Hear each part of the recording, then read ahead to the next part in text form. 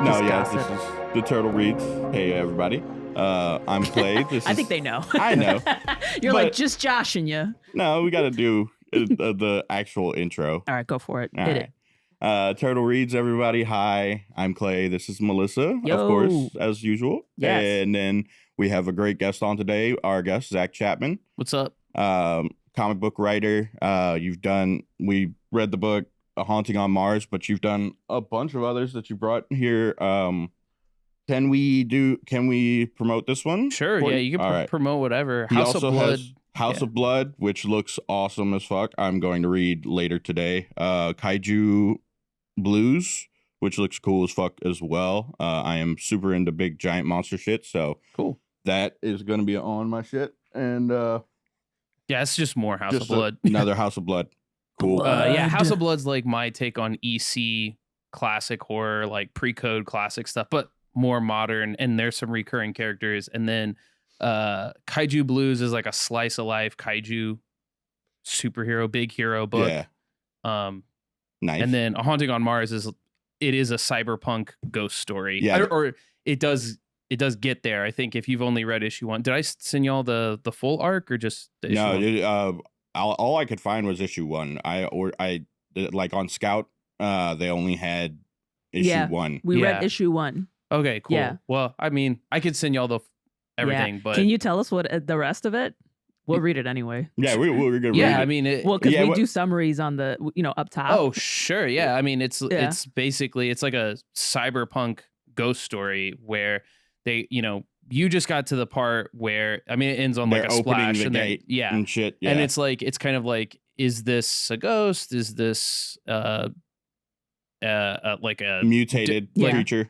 Or like the dogs. Is this guy is this a guy who tripped and fell into his own house? Yeah, I don't know. So that's like the basically it's a team of characters. One of them's kind of like a prisoner, and they're on a derelict Mars where there's no one alive. They've been sent there to get this technology where in issue 1 you don't know what it is, and then I mean we can just spoil stuff. Yes. Doesn't really matter. Okay. Yes. Yeah. I mean it matters. Yeah. What they're really after is like the kind of like digitization afterlife creation, like a Matrix singularity type thing that the person on Mars, the kind of the CEO builder, the Deschutes, James, or Emmerich. James is the son or the grandson. Emmerich is the guy who lived on Mars, and he like uploaded his consciousness into this kind of Matrix thing. And he also, like all the people on Mars that were remaining, because he lifted the shields on Mars. If you're aware, Mars is like a irradiated wasteland now. And so if you don't have protection against that, you just fry. And so he fried a bunch of people. And then the people that got refuge kind of like in his house, he like uploaded those people into this kind of digital afterlife, kind of like Harlan Ellison's I Have No Mouth and I Must Scream type existence, where he's like this god, and they're like, I probably sound like a crazy person explaining all of this shit. Well, no, yeah. That's awesome. He basically like saved the elites, and then because in their book it says that the shields failed, but you're saying no, he turned them off, killed all the middle and lower class, and then saved the elite friend of his. Well, he didn't even like. Isn't that what's happening after the presidential election? Yeah, but he's like real, like he's like a real sicko. Like there's like some bad guys that are like, okay, this guy's like a CEO or whatever, but Emmerich is like more cartoonish. He's like a sadist. So like he did all this shit on purpose, and then like he just like in his like reality where he's God, which is like, imagine if it's like the Matrix, but the one God is like this like demented CEO person. That's my literal worst nightmare. Well, yeah. The only thing worse than that would be like an HR lady. So that's it. Those are the two. That's bad. Yeah. Can you imagine an HR lady controlling Mars? Wouldn't that be even fucking worse? Because not only would they be a god, right? No jokes. But what they would want to police is like beyond sadism. It's also like your tone. Yeah. No jokes your on attitude, Mars. your positivity. She has trauma. She has trauma against HR ladies. I don't have trauma. I just have a virulent hatred of them, and I resent them. Well, I don't like that they're abusing their power. That's all. They have unprecedented access to people's data and personality profiles. They're looking at the Slack messages and they're like... And they're abusing it. Yeah. They'll message you. They'll be like, you're not sharing enough pictures of your dogs. That's literal hell. That's literal hell. I would shoot my dogs and be like, you like this? Are you entertained? You know? Oh, man. But that actually, have you ever read Black Hammer? Yeah.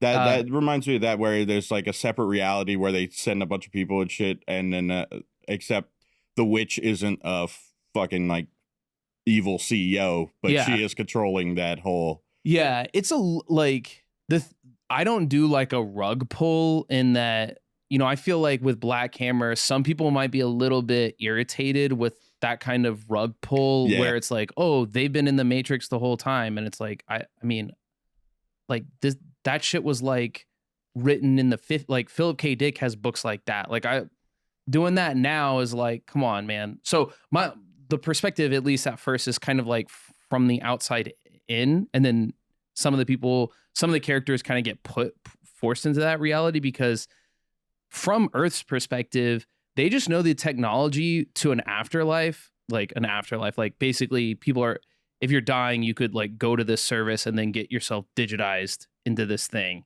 And so they want that, and they want to like sell it, right? They don't realize that it's like literally hell, and that anyone uploaded into this thing is like, it's gonna be bad. It's just a bad acid trip for like just one issue. Well, it's also realistically uploading, digitizing your consciousness for upload. That kind of, in a sense, essentially kills you.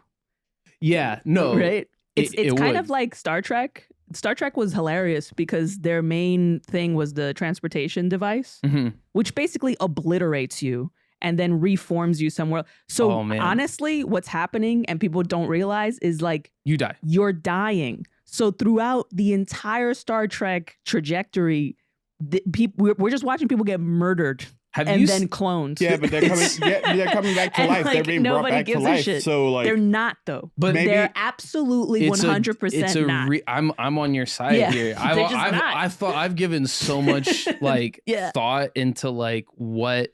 I mean, it sounds like it. For the purposes of this, it's more like, oh, it's one digital consciousness or whatever. Like, no, I don't mind. I'll go with it. I like the story. I'm going with it for this story, but like my perspective is like, if you go into one of those teleporters or those atomizer things, like you're dead. Your consciousness fucking ends, and then a duplicate of you walks out the other side. Like that's how it works. That's like how these systems works. Unless it's this is getting real nerdy, but unless it's like a wormhole, then that's different. But if it's like if you're like getting beamed up, that's you're like you're being fucking molecularized. I feel like y'all are focusing on the first part of Clay loves magic. Okay, Clay does not want to believe that this can be. He's not into the science. He loves stories. I love sci-fi. Fuck y'all. Yeah, he loves sci-fi, but he loves stories. Look, y'all are focusing on the first part where they get demolecularized or whatever, but the second part, everything comes back together. You still have the same memories. That's technically that's not you. That's like that's bullshit. Not you. It is you. Dude, it is not you. So what happens when that machine fails and there's two of you on the other side? That's what I was just going to say that. There's this story. It happens in Star Trek. There's this story by I think James Patrick Kelly, and it's called "Think Like a Dinosaur," and it's like this person gets put into this teleporter and it malfunctions and two come out, and it's like the minute that happens, they're like, well, guess what? You got to kill one of those. Yeah. You got to kill one of those people. Right. Okay. So that doesn't mean you're not living. No, but in order to have to kill that person has to be that No, therefore is bringing people back to life. You are not listening to what you just said. Have you seen if there's two, that they've had the exact identical experience of being re-molecularized. Yes. Right? Which means there is no one that's alive and then the other one isn't. That's not true. So the minute you are in this quandary, which happened in Star Trek a bunch of times, right? People would, the minute that happened, the whole teleportation program should have been shut down. You know what I'm saying? Yeah. Because if then that's they start possible, realizing, like, yeah, it's like, how can they be so fucking smart that they can do space travel, but they're like, they see a twins come out of the teleportation device, they're like, that's fine. You have to kill him.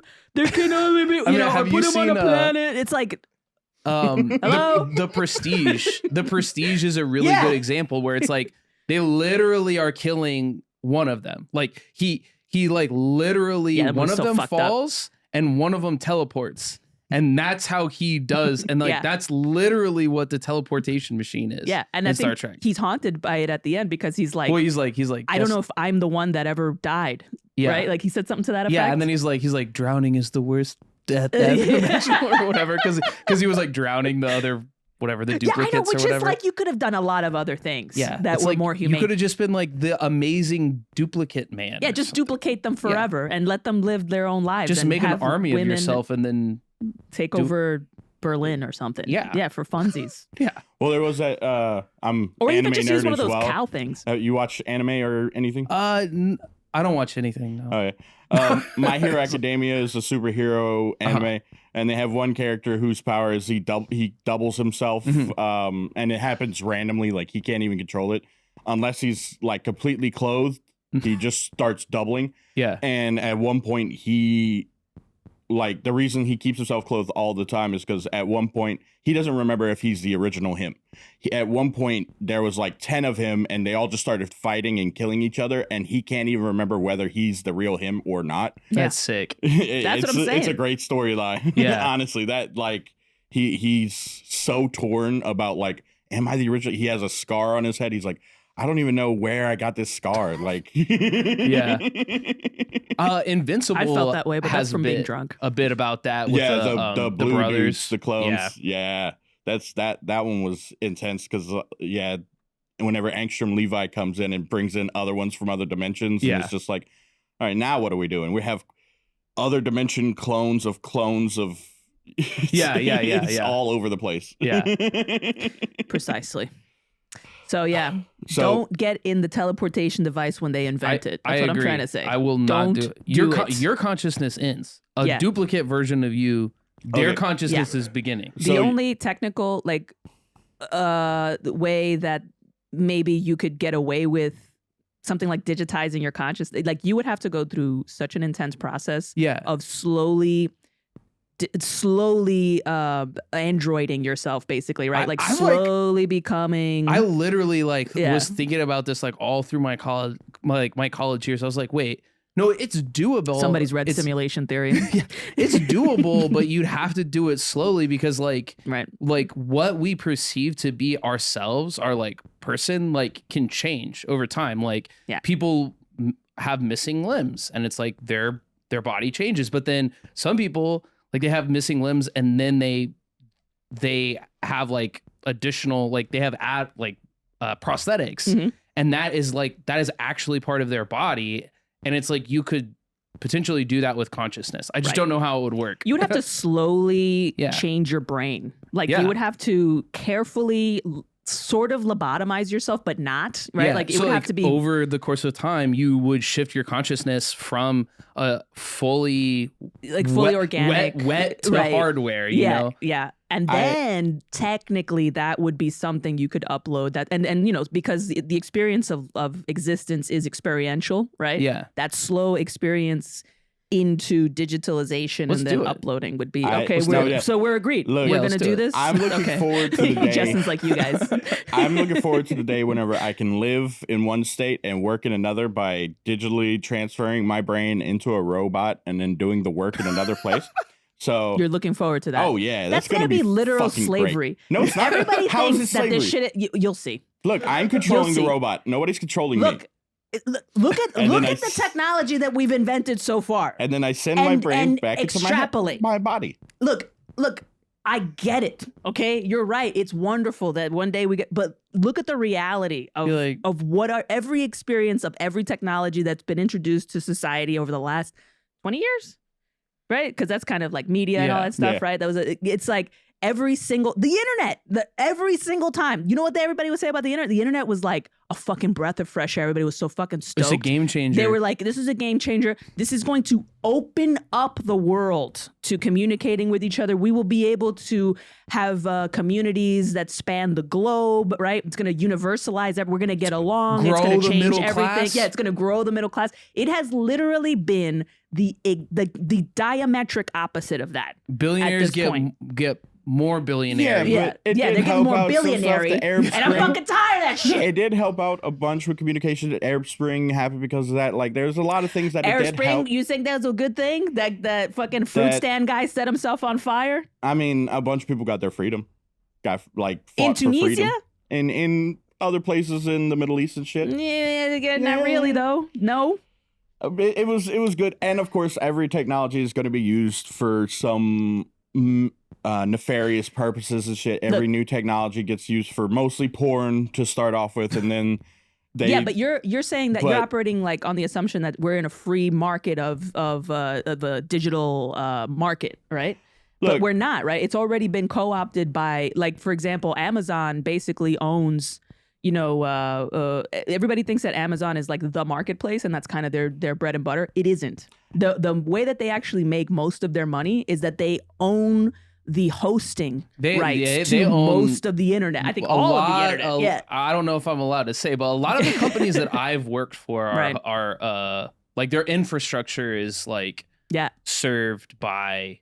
I mean, Amazon Web Services, AWS. So. AWS fucking runs everything. They can cut your fucking website off whenever the fuck they want. And they did do that actually during the last election for a few websites. So this is something. Well, what I'm saying is they control it. I was taught in community college, my professor, Mr. Merlin. Listen, the fact that you okay, you know what? Look, no, listen. Go ahead. My professor in community college, Mr. Merlin, was one of those guys who literally made his own cable box to hook up to the phone line to get any television he wanted at any point in time.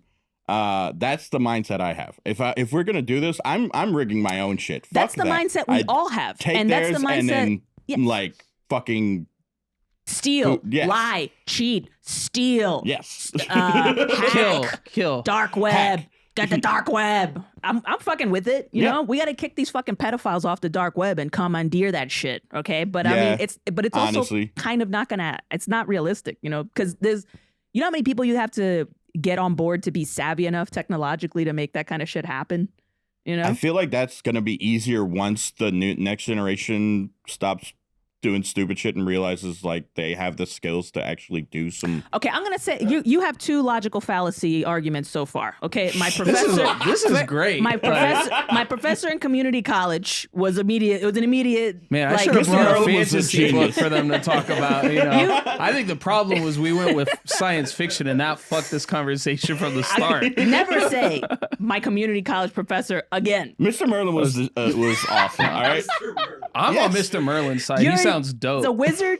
All right. Yeah. Community college wizard. Yeah. No, he was great. He community college made wizard his own, built his own guitar and shit. It was great.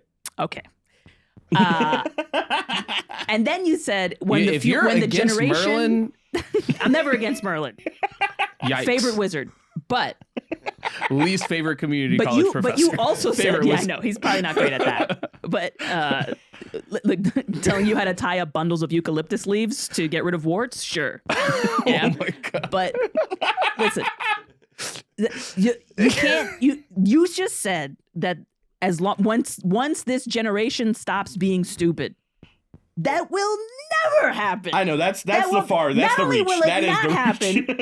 We don't even know how stupid the future generations are going to be, and maybe some of them will be smart, but I have not seen that. What I meant by that is the newest generation anywhere. is tech savvy enough. Like they pick up technology quicker than any other generation right now, and so hopefully, if shit ever starts going down, like Civil War or whatever the fuck, they'll realize, hey, we can actually. Look, you gotta fucking get this guy in here slowly, okay? We can't just start throwing Civil War at him already. He doesn't know us like that. Yeah, true. We really ramped it up for this guy. Picture though. You didn't watch any episodes beforehand? Clay's like, hey, you want to come talk about your comic book and join the Civil War effort? No, I like this atmosphere though. Yeah, it's a nice aggressiveness. Yeah, sometimes we just argue about cats and dogs. Sometimes it's civil war and Sometimes I just say retard. I don't want to hear about. I don't want to hear about the cats and dogs. Like I like this like. This is good. Like this is good. Yeah, we out here. We still out here talking shit. Yeah, ain't nobody gonna stop us. So except Jeff Bezos. What was your like favorite comics growing up? Like what were your kind of introduction to comics that really made you want to be a comic book writer? I mean, I really liked my introduction was I think a lot of people probably had this introduction where like I grew up in the 90s, right? So and I didn't really have access to the direct market. Like my folks didn't know about like going to comic book shops or anything like that. So I had like hand-me-downs. So I had like super like Golden Age Superboy. Oh, okay. So that was like kind of my first intro, and like Turok. Really? Yeah, like really old issues of that kind of stuff, which was I remember that. You know, I thought that was really cool. Turok was a video game, and then they did a that's comic what I know book. it from. Yeah. Okay. It was a comic book first. Oh, it was a comic book first. Okay. So it's like a comic book. I think Gold Key. So it's old. It's probably 60. It's probably 50s or 60s. I could be wrong on that. That's cool as fuck. But yeah, so like that was my kind of intro, and then I kind of dropped off at I was playing video games and reading novels and stuff. Oh, for new wave science fiction is like a huge like influence on me, and also on A Haunting on Mars. Like the main influences for A Haunting on Mars are not comics. It's like literally Shirley Jackson, the guy who wrote Hell House, which is like a very male centric version of Haunting of Hill House, and then 80s cyberpunk novels like William Gibson's Neuromancer. So I kind of wanted to like put those two ideas together. And that probably doesn't come off much in the first issue because it's just introductory. It's introductory. And like this was one of my first, this is like probably like my sophomore attempt at a series.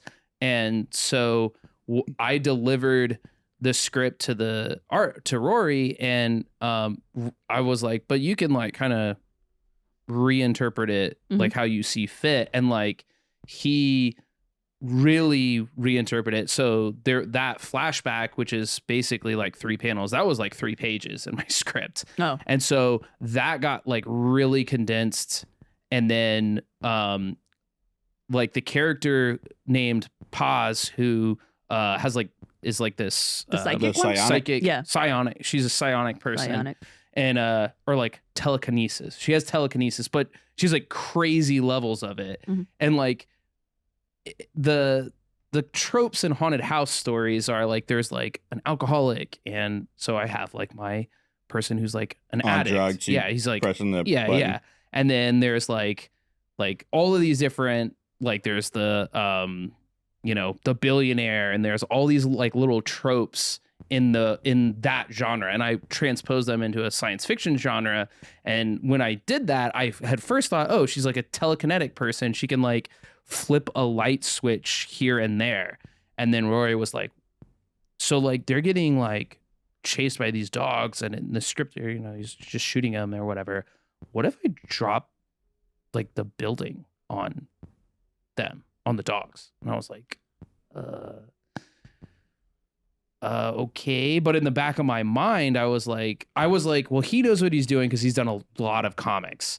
But in the back of my mind, I was like, this is tonally difficult for me because I want horror. And when you do that with a character, you have like horror is going to be hard to come by, because what's going to scare someone who can drop fucking buildings on dogs? So I had to rewrite my script to make her part of the horror, so she's like no longer reliable.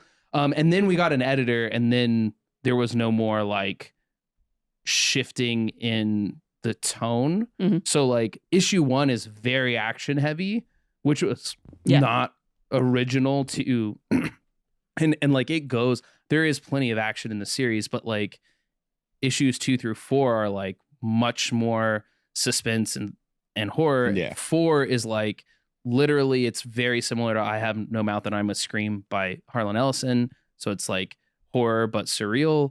And then issue 5 is like crazy, kind of the conclusion of all the plot threads. But anyways, so those are like more literary was like my inspiration. But I mean, I fuck with comics. Like I'm at Tribe every single Wednesday. It's just for this particular project, like I had my inspiration was more on like 50s, 60s, 70s literature. So, okay, I've read a lot of horror literature. So that must have felt weird to have to translate, because literary horror is very brooding and like it looks to build and it has all the characters and it's kind of about character flaws and all this other shit. You can't really represent that visually, is I guess what they were trying to. Well, yeah, no, you work out with you. And originally, I had like longer bits of brooding in the POV character and I still have that to some extent. But juxtaposing that with like kind of almost like superheroics is like a little odd. So I'm not sure how that's like coming off the page in issue 1. Yeah, because she's a hacker. Yeah. And so it is pretty cool. She hacks the bugs inside of her to get them out and shit. That's pretty, and probably to be able to help her in some other way down the line. Get an abortion. Yeah. She basically throws up an abortion. Just comes out of her ass. But yeah, that like especially in like a sci-fi world where there's like automated turrets and shit, that basically does give her a superpower to be able to hack shit just like on the fly. So that is pretty great. Yeah, it does. It is challenging for the horror side, because like as soon as you start giving people superpowers, it's like, to me, it kind of removes some of the suspension of disbelief, or like it's hard to write that kind of atmospheric stuff when you have turrets and things like that. So all this action. And all this action. But when they get into the house, it's kind of another ball game. There's no power. There's very little power in the house. There's no like turrets. There's also the inside of the house. It's all foreign to her. So like her knowledge as a hacker is more, it evens kind of everything. And so the person who has like the telekinesis, she's like going insane and seeing ghosts. And that's even worse for her, because like no one believes her, because there's a level of these types of people when they're on Earth, they can go nuts. And so like the team leader, who's like the corporate inside man who knows more than everybody else on the team, he's like trying to calm her down, get her rested up to where she'll actually be useful, but he doesn't want her like having a psychotic episode. And eventually in issue 3 she does, and she starts pulling like dead bodies out of the ground inside of like their atrium. They have like this huge atrium that's like kept it oxygenated for so long. Was she on her period? Yeah, she was pissed. Yeah. I you said you follow you're trying to follow certain tropes with the characters with haunted stuff. I mean, you have a black guy. Is he gonna die first? No, but how deep do these fucking tropes go, bro? He does. You not were make reading it. old comics, right? No, he's the team leader, but he's also like a very bad dude, and he kills some of the teammates. You should make it super old school, and the way to like calm down the telekinetic bitch is just like smack her, like one of those old 1930s, like Humphrey Bogart style, Get a hold of yourself. Make me a sandwich. She's like, get it together, woman. I'll make you a sandwich. Who was the actor who had that interview where he's like, sometimes you just have Sean to... Connery. Sean Connery. I actually just rewatched that. It's probably one of my favorite interviews. Oh my God. He didn't say it. He just Yeah. Yeah, he didn't say anything. He didn't say I beat my wife. He didn't say he never touched his wife, right? But he's like, sometimes you got to hit a woman. Yeah. And it's like, yeah. Go, Melissa. I don't have to say anything on this podcast. Melissa says all the stuff for me. Listen, sometimes women act up. You know what it is? And let me tell you something. And listen, you're contributing to this with this comic book a little bit, okay? But not really. And I'll tell you why. The strong female lead, okay, has given women the impression that they can just go kick guys in the balls and like go toe to toe with them and shit.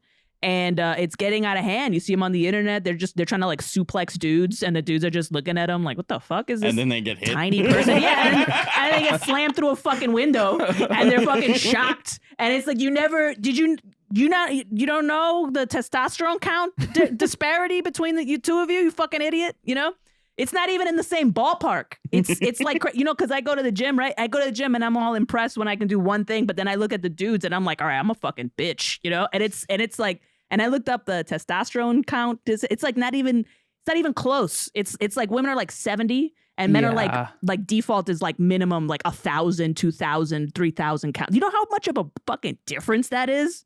It just in every fucking way.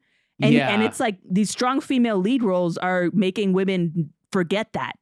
You know, and then you see him on the fucking internet, and right after a fucking Bruins game or some shit, right at a bar, at a Denny's or some at a shit. Denny's, and they're fucking in some guy's face, like, "You want to go, bro? You want to go?" And that's like, that must feel like an elephant getting like fucking, you know, cockwalked by a mouse. You know, it's just like, what the fuck is this little thing doing right now? It's fucking crazy.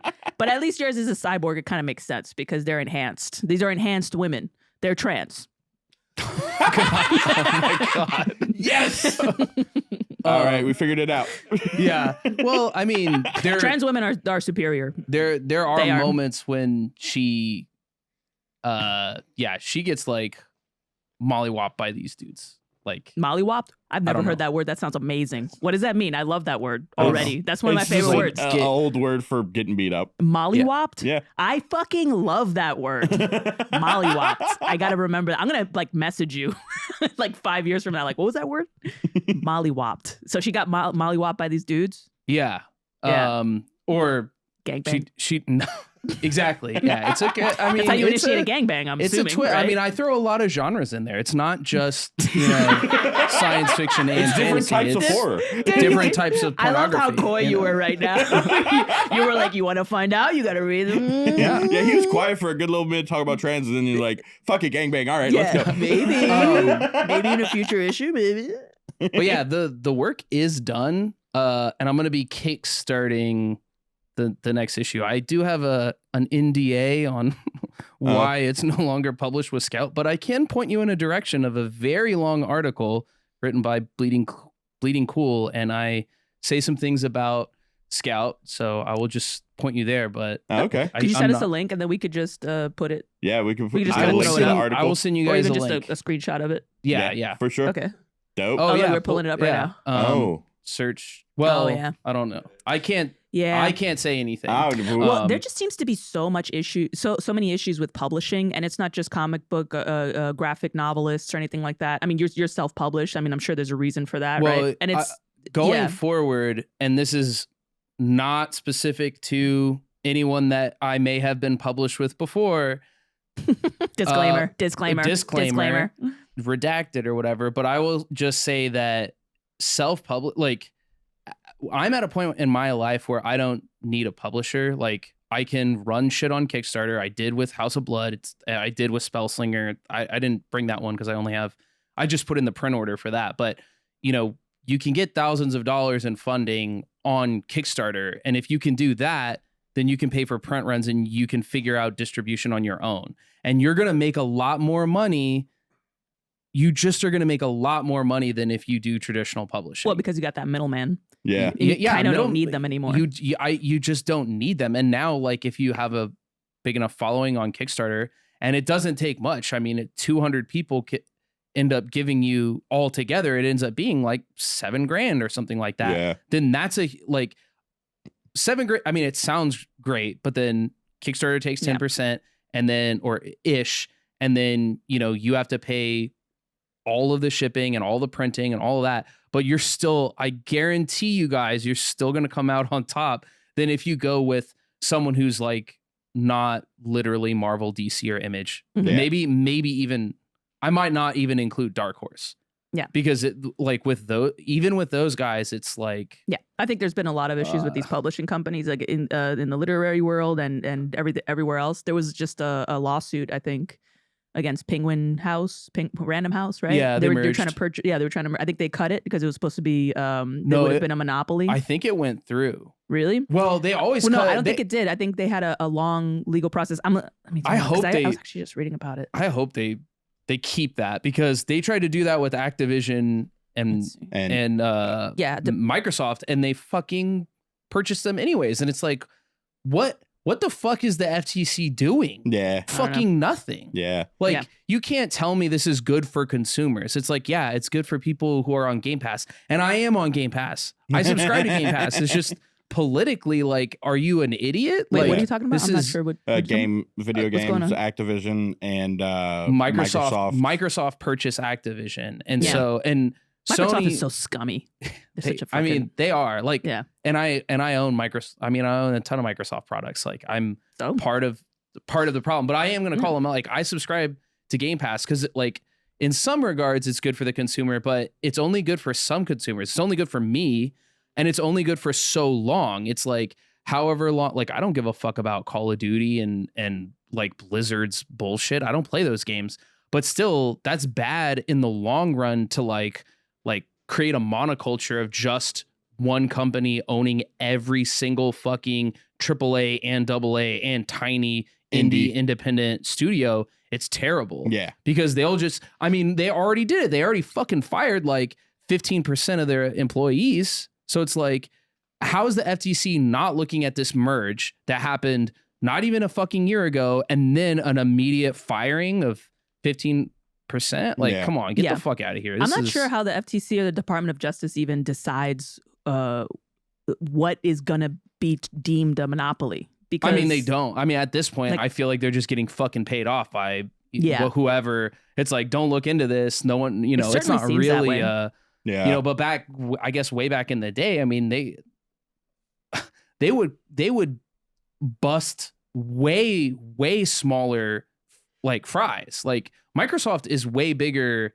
I mean, we need to be real here. Microsoft's like way bigger than the busting that they were doing in like at the turn of the century. So Yeah. like now it's like perspective. Oh, well, it's just the internet and it's just entertainment. No. It's like, No. but it's not though. It's like not. you said, Yeah. it's like Amazon owns like the infrastructure to like all of these Yeah. small, 200 employee Yep.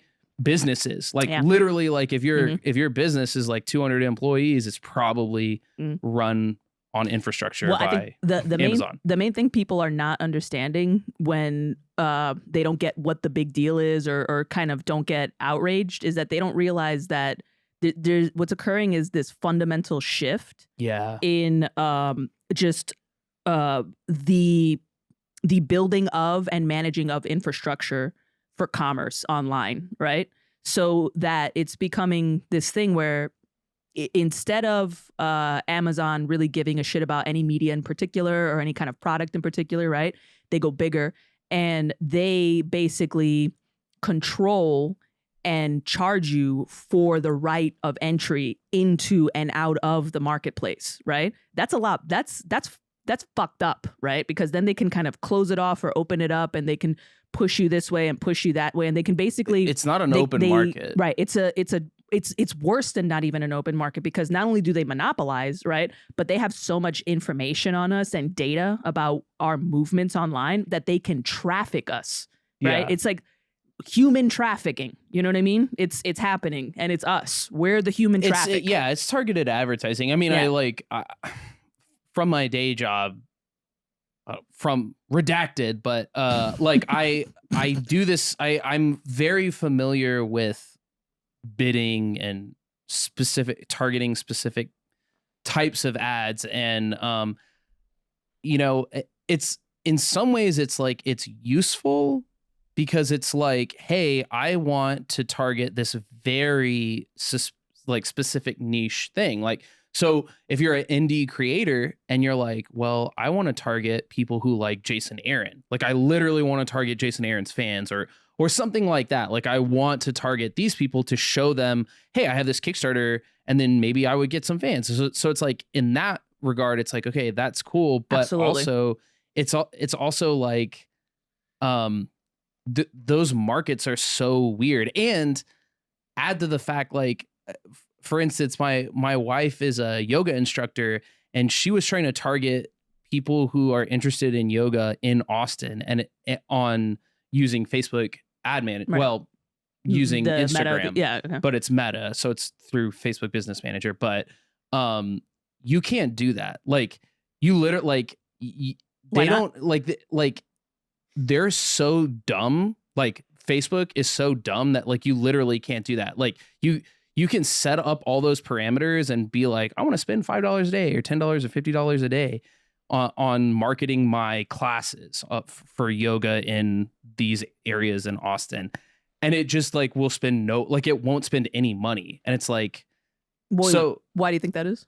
I mean, like that's the problem. Yeah. It's like, well, why? Like, I mean, it worked for me because I feel like when I say it worked for me, it's like I can successfully target people that I think would be fans of my comics and run advertising and actually end up paying Meta. But like some people can't because like the algorithm doesn't target enough people, or like their audience, like the data that they're using to create audiences isn't sophisticated. And Facebook is so stupid, like as a business, that they can't figure out how to monetize it. So if they don't have enough data, maybe yoga people just aren't online enough for that. I don't know, because they're all into nature and shit. They're like busy hugging trees. They're not there giving data to Facebook about anything. I don't know really what the difference is other than literally location, because like my location for my target, and I haven't run targeting ads in a long time, but my location data is like literally anywhere in America. Versus if you're trying to run a class, then it severely limits your audience because you're trying to like find people live location.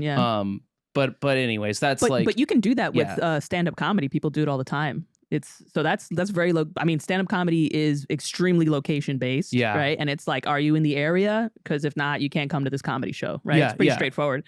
So you can advertise to people who like stand-up comedy. It works. People do it all the time. What kind of budgets are you think? Like what is a daily budget that would work for that? Or do you know? No, I don't know. I haven't really fucked with Meta. Yeah. So I don't know. I mean, I plan on it. It's just I don't know.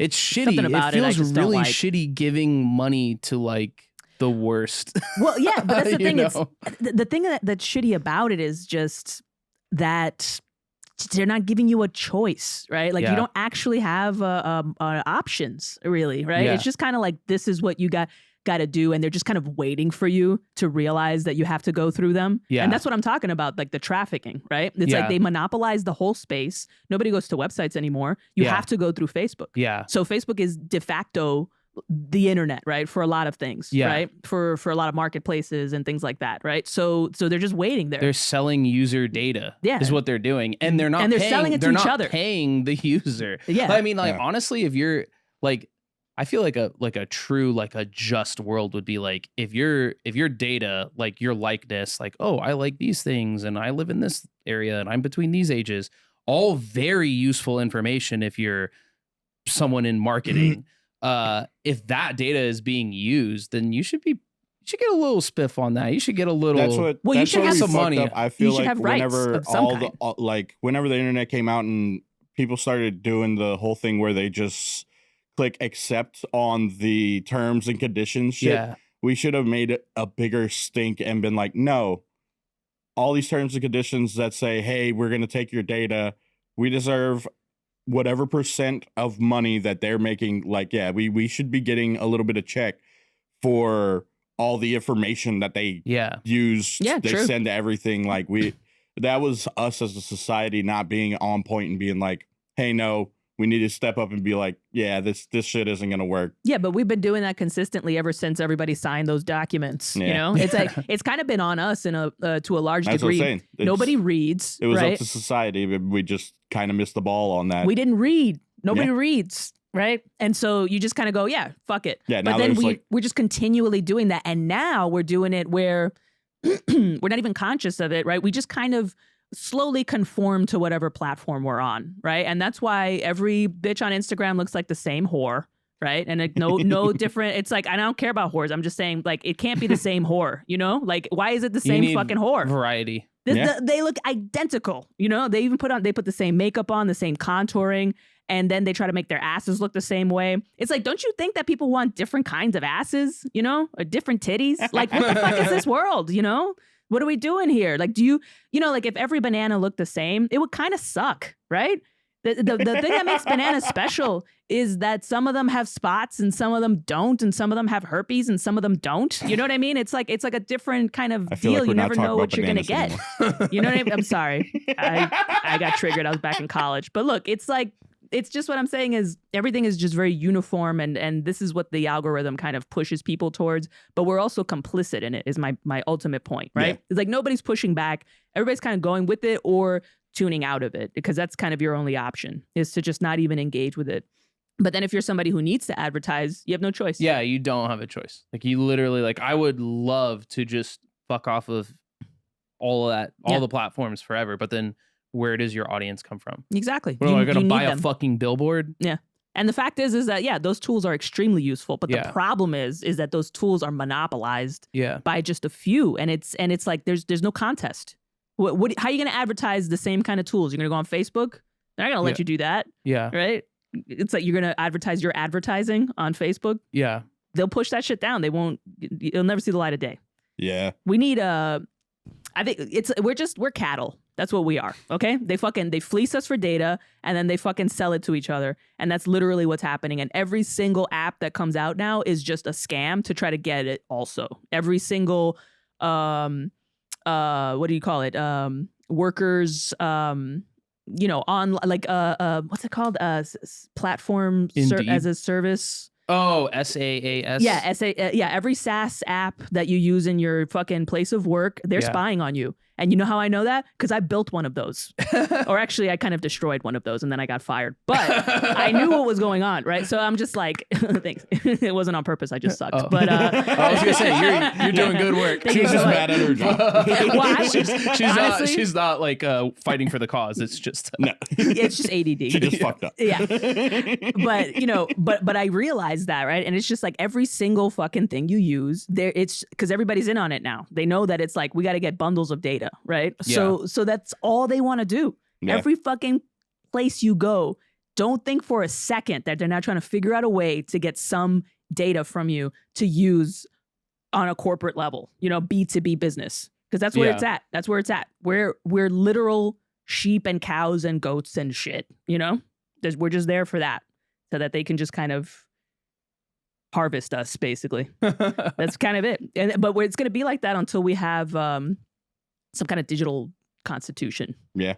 Where we have some baseline to autonomy on some level. I think there was a senator actually kind of pushing for something like that. Thomas Massey, I think. He was pushing for some shit like that, which would have been cool, but no politician is going to get behind that because they're all getting paid. Yeah. I mean, I'm not even sure if that's the actual solution. I'm just saying I've heard that, right? So maybe we could do that. I don't know.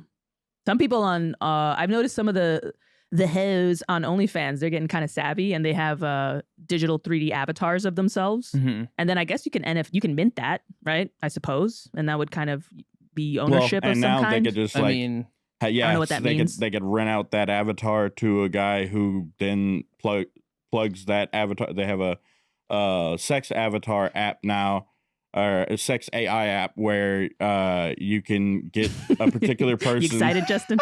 You can get a particular person to be the avatar AI on your phone, and then you can hook that up to the pocket pussy, like a particular pocket pussy that they make now, So Damn, like, this is really interesting. It's a lot of steps. It's insane. It's crazy what the fuck they're trying to do with like AI mixed with like I said, every technology first goes to porn and sex and stuff, and then it develops.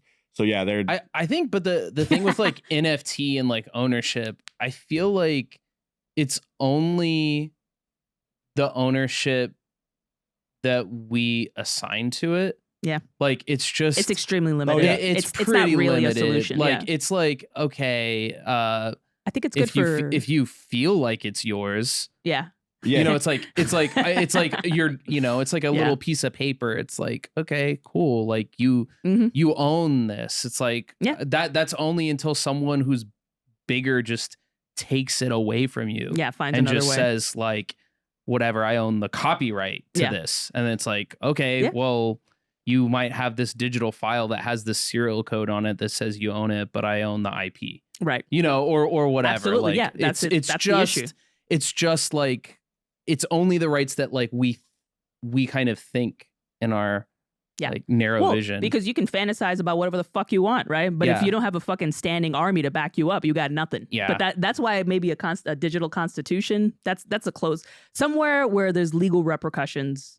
Yeah. That can start something. I know that you know, the legal system here can be a little co-opted sometimes, but you know, it's there, right? We still have the availability of state violence. Yeah. Right? We should use it. Because that's all it is. It's all just, you know, it's natural for people to act like this online because there's just, it's like the Wild West, right? Yeah. It's like no rules. So the strongest will. I think that like when we say like, oh yeah, like we need to enforce things, like we need to be better about like fining. We're never going to be better. Like, yeah, true. We are I trash. hear that. Well, but like, I don't know, like these companies, they get like a slap on the wrist for whenever, you know, oh, we had like a data breach or whatever. And then like everyone's cards got accessed and it's like, okay. And they're like, oh no, $1 million. Like, where like are we going to get that? Here you go. Bye. Yeah. And you look at like how much money they make a year and it's like $1 million. It's like, that's not even, that's like something that they've probably calculated and built into it's their companies are like it's their Netflix fee. Yeah, you know what I'm saying? Like they like companies are literally like they will calculate how much money something like that will cost them. Yeah. And like they had it with was it Remington, which is like one of the most famous like gun type manufacturers. Remington is like, you think it's this great gun. And they had this model. It's a great gun. Yeah, they had these models. I think it's the 410. But these models would just randomly fire. Oh shit! And the person who invented it knew, and he told everyone. And it's just completely documented that he told everyone. And they were like, actually, like if we just pay these wrongful death cases, then remanufacture and put in these like safeguards, we're actually make more money paying all these wrongful deaths. So we're not going to change shit. Yeah. It's kind of like when people steal from big stores like Whole Foods and stuff like that. Yeah, and you see them do the flash stealing. I worked loss prevention at a Walmart, and we had a literal budget of we have this much amount of money set aside for any theft or that's why they don't care when you stealing and shit. And every company has that, just depending on their scaled up. So if you're Amazon, you're going to have a good bit of money set aside for issues and like potential deaths, potential shit. Like people like getting run over by Amazon drivers or Tesla. Yep. You know, like I can tell you, like, do you hear about the Cybertruck? I'm certain that they have like a formula right now. Like Musk has a formula that's like, are we gonna have to? At what point do the wrongful deaths when the Tesla Cybertruck runs over families? Like how many families before? Did you hear about what happened with them? No, did they kill anyone? No, they're doing a total recall of all of the Tesla trucks. The accelerator would get stuck. Yeah. Down. And so they've recalled all Cybertrucks. Do you know what it literally- means for a Tesla truck accelerator to be on full blast? Do you know how fast that fucking thing goes? Do you have any idea? Do you know how fucking dumb that thing looks when it's going really fast? Oh, yeah. Probably really fucking dumb. But that's what I was thinking, because I was talking about this on Sunday, because I was just like, that is the saddest death, because the whole time you're speeding and you're gonna look like a douche. Yeah, when you everyone's die. gonna be pointing at you like, fuck you fucking asshole loser. Look at one of those fucking Tesla truck losers. And you're like, I'm dying. Help me. And they're like, fuck you, man. I can't stop it. Help. Yeah. Well, yeah, I mean, there have been like there have been a lot of deaths. Not with the Cybertruck, but with the Model Ts or whatever. They, people got decapitated and all kinds of stuff. One. Yeah. Well, that's because they use the auto driving, but they don't use it well. He fell asleep while he was auto driving, and the video of it's crazy. The dude pushes down the accelerator in the Cybertruck, and something literally falls down and blocks the accelerator from coming up. What the fuck? So like really just scary. lift up your foot, and it's just something is stopping it from coming up at all. Yeah, and this thing goes from 0 to 100, like I think in 6 seconds. I would be fucking terrified. You're just like, no, off, fuck. Some old lady's like, fuck it. So are there going to be any vehicles in A Haunting on Mars that gets an accelerator stuck and somebody gets crashed into the mansion? That's a really specific question for this guy. I don't know. I was trying to bring it back to the comic book. Trying to segue back. There are some vehicles, but they don't get any stuck. autonomous ones. No, they need a pilot. This is sci-fi on Mars, man. Oh, I have a question actually.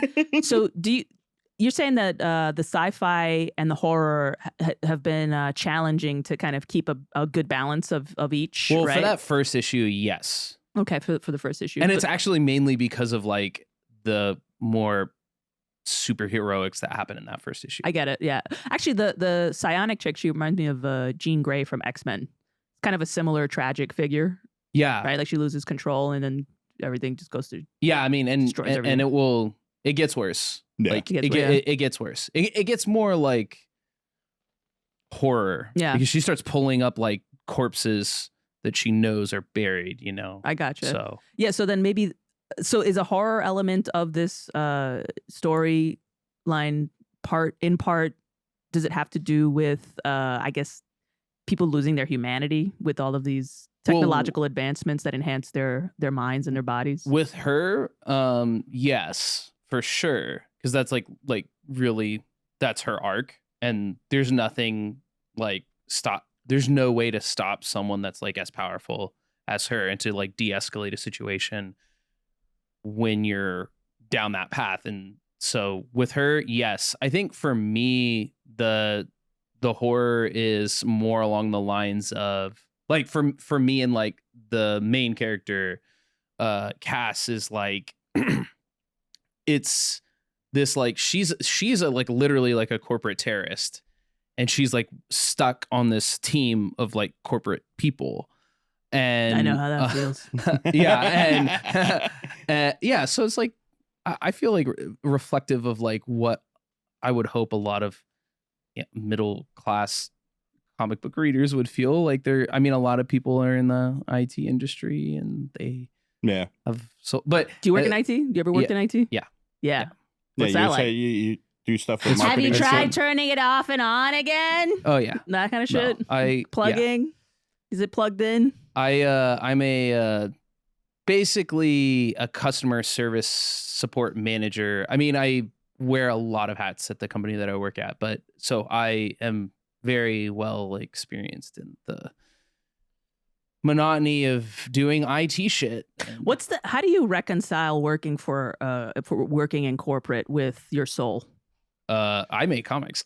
I mean, like I take like the money that I make, I feed myself and my family, and then I try to make art and tell stories. You're trying to tell everybody secretly through your stories. Yeah. You're like, become a hacker. I'm not. No, I wish I was cool. Dude, like to be that. a hacker, you gotta be so vitamin D deficient. You just gotta be in your fucking house just all day. I feel like I'm already halfway there. I was outside at an event selling comics. I wore a hat and sunglasses the whole time, was not in the sun, and I was sunburnt. Like, really? Okay. Yeah. Because you don't go out in the sun a lot? I stopped. I mean, I got like, I stopped. I don't go out in the sun as much, and I always put on sunscreen because you can't see, but I'm all tatted up, and I want my tattoos to get all. Oh, on your chest up. And stuff? Yeah, I have a full back like in your body. Oh, okay, full... I gotcha. Nice. Every place that's not covered, but like this, so I'm like, oh, I just stay inside. And as I get older, I have become way more of a hermit, and I stay inside. Like when I was young, I was total jock, like class president, like that kind of shit. And now I'm just like this feeble, like. But you were never really a jock. I guess not. Not in your head. Did you ever try to talk to the other jocks about? No, I was a jock. Literary horror. Oh, in my head. Yeah, no. I mean, did you ever try to do that? There were a couple. Did they call you like a fag, and then you were just like, you're sitting there reading? Smack it out of your hand. I mean, I didn't. Let's go get some pussy. I didn't know what I was reading. Like in high school, I was reading like Stephen King and Neil Gaiman, like basic bitch level stuff. All right, like, now just like normal ass shit. All right. You just offended Clay. It's like literally like the level. I want to disappear behind this curtain. Any jock has heard of Neil Gaiman. No, jocks have not. Dude, Can I get out of here? Justin, on the football team. Go. On the football team, like reading Anansi Boys, like on the bus to play games. Like I feel like, I mean, maybe I grew up in a different era Clay is too. Gonna sit on you, okay? Like you don't want to fuck around. We were trading Pokemon in the back of the bus, but yeah. I mean, I think it might be like different generations. Like some people were like very. He's throwing a knife. Terry Pratchett and Neil Gaiman are my favorite authors. Yikes. No, I'm just kidding. Yeah, I'm just kidding. And then he said it, I was like, We're like, so did you read those books and then you were like, I'm not gonna read anything He's just that trying inspired to fuck those people, or like just like you were just I like know this tactic. I've done this. Scratched the surface of like the genre, and then you were like, so please I'm good. explain yourself more so that when you say something, I can just agree with that, and then we can be back on the same page. No, come on. No, I like them, but I like them at a certain time in my life. Like now, it's like I need more. Like I need more from my. Man, I've never had someone come attack me so hard on podcast. I'm with you. I mean, I still read them. Like I read Stephen King's last book. I thought it was great, but like, I mean, y'all gotta go fucking deeper. My Stephen King, like everybody reads Stephen King. Actually, no. Reading The Dark Tower for this podcast was the first time I ever read Stephen King. Yeah. American Gods is probably my favorite novel of all time. Oh, nice. Dude, where Anansi Boys? Where do you think? A little bit lower. A little bit lower. I like that one a little bit more because it's less rambly. It's like to the point. Right. You don't like that British ramble. Yeah, I know what you mean. Yeah, I appreciate it, but I know what I like to know when that's what I'm reading. Like once you settle into that, this is what this person's gonna. Because British people, they got this kind of like tired whimsy. Shtick that they do, She complains about Terry because we started this podcast reading Discworld novels. Nice. It's the turtle reads where it comes from. Oh, sick. Yeah. But and she's very kind of talk shit about like how he's it's I don't like talk shit. Witty satire, like British witty satire. Yeah. Oh, bullshit. I speak truth to power. But I enjoy it. Like that. It's funny to me. But yeah, I mean they're cute. They're cute books. They're cool. No, but I mean they're good. but Terry Pratchett is not mainstream. So I'll give you props on Terry Pratchett because that's not mainstream. Have you ever read Long Earth series by Terry Pratchett? Oh, sorry. No, I haven't. That's sci-fi, like multi-dimensional Earth sci-fi with Terry Pratchett and Stephen Baxter. It's really fucking good. Nice. I've read short stories by Stephen Baxter, but nothing recently. Yeah, that one they were working on it like I think the last two books happened after Terry Pratchett died. Yeah. Like, yeah. So that whole series is fucking wild. Yeah. They have a AI program who is a Buddhist monk bike mechanic who died and became an AI program. Yeah, that sounds sick, dude. Yeah, that's like, I mean, that's creative. Like I like all that shit. Yeah. Yes. Yeah, I was thinking, like you were saying like Book of the New Sun, and then there's also Book of the Long Sun, by Gene Wolfe, and those are like those aren't entry level science fiction. That's like, I gotta read all this other shit before I like can prep for one of those books. They're kind of like intense, but intense how? What's the style? Is it like House of Leaves where it's all over the place? No, it's not like that, but it is like very, very allegorical, and unfortunately, it's very like Catholic. It's unfortunately. I mean, for me, I'm an atheist, so like I don't want to be reading a bunch of like. I'm an atheist, but I can appreciate Catholicism. I mean, I appreciate it, but it's just like when you read something that's like so good, and then you like rip down the curtain, and it's like Catholicism allegory, and it's just like it just like it like kind of lessens it for me as like someone who just okay, well, it's just Jesus shit. Okay. Well, it's not just Jesus shit, right? Because is it specifically Catholicism? It's specifically Catholicism. So the thing what I mean is Catholicism is kind of like a cloak for paganism, right? And it kind of, there was a whole historical process where Catholicism slowly replaced pagan belief systems around the world, right? Yeah. But it did that kind of by absorbing them to some degree. Well, yeah, right? like you try to take someone else's culture, and then you're just like, whoa, we're kind of like that. But they weren't taking the culture; they were just trying to universalize, the culture for the interest of the empire, right? Yeah, the Roman Empire. Yeah. So they just kind of did that. Like for example, a lot of the imagery that you associate with the Antichrist, like black goat. What else? The Illuminator, right? The light bearer, right? I literally those have are a his Baphomet nicknames or some shit. Full piece, back piece. Yeah, you got Baphomet, right? And it's also Dionysus, right? Bacchus, right? And it was just this whole process of kind of reinterpreting paganism within the context of Christianity, so that it would just fit with people. I think a lot of times they would do that to be like, we have that in our religion, but that's bad. A lot of times. Like, what's bad? Whatever they deem to be like bad. So they would decide. They would have these church council meetings called synods or something like that, right? And then those are historically documented, right? And I was just reading one the other day because I'm looking up some stuff about the Bacchae, the Euripides tragedy Bacchae. I'm not familiar. It's about Dionysus, but so I was just reading up on shit like that. A bunch of crazy ladies eat people whenever they get horny. It's super hot. They probably have an OnlyFans channel, honestly, but it probably have something about that. But there was literally a point, like I think in 1602, where at that point most of the pagan religions had been sort of absorbed. And but then there still were people, and so they had to make a whole declaration, which was really specific. And they were just like, "Listen, everybody, just remind your flocks that when they're making wine, they should not wear masks and they should not cross-dress. Men should not dress as women. Women should not dress as men. And then you should not cry the name of Dionysos during the vintage." And this is like 1600s, and they still have to remind.